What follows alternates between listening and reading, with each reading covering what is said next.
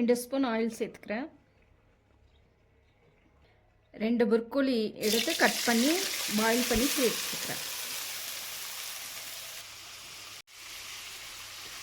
1 spoon மல்லித்தூள், 1 spoon chilli powder, 1 spoon chicken masala, 1/4 spoon மஞ்சத்தூள், salt, 1 spoon மல்லித்தூள் எல்லாம் சேர்த்து கலந்து விட்டுக்கலாம்.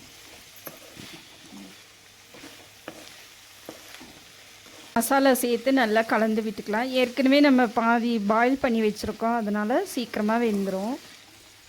1 டம்ளர் தண்ணி சேர்த்து கொஞ்சம் வேக வச்சுக்கலாம்.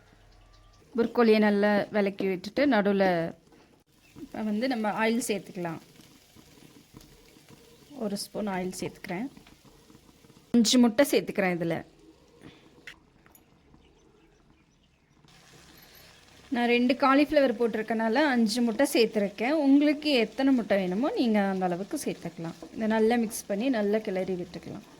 இந்த எக்கில் நம்ம 1/4 ஸ்பூன் சால்ட் சேர்த்துக்கலாம். 1 ஸ்பூன் மல்லித்தூள், 1/4 ஸ்பூன் மஞ்சத்தூள், 1/4 ஸ்பூன் மிளகாய்த்தூள் மிக்ஸ் பண்ணிக்கலாம்.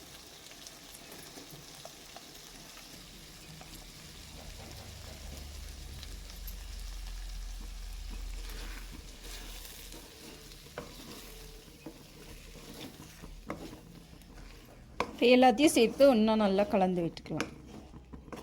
இப்போ முட்டையும் காலிஃப்ளவரும் ஒன்றா சேர்ந்து வர மாதிரி நல்லா கலந்து விட்டு எடுத்துக்கலாம்.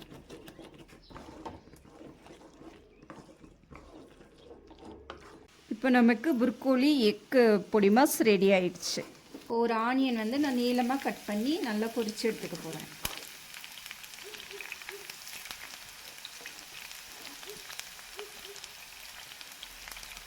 உங்களுக்கு எத்தனை ஆனியன் வேணுமோ அந்தளவுக்கு பொரித்து எடுத்துக்கோங்க.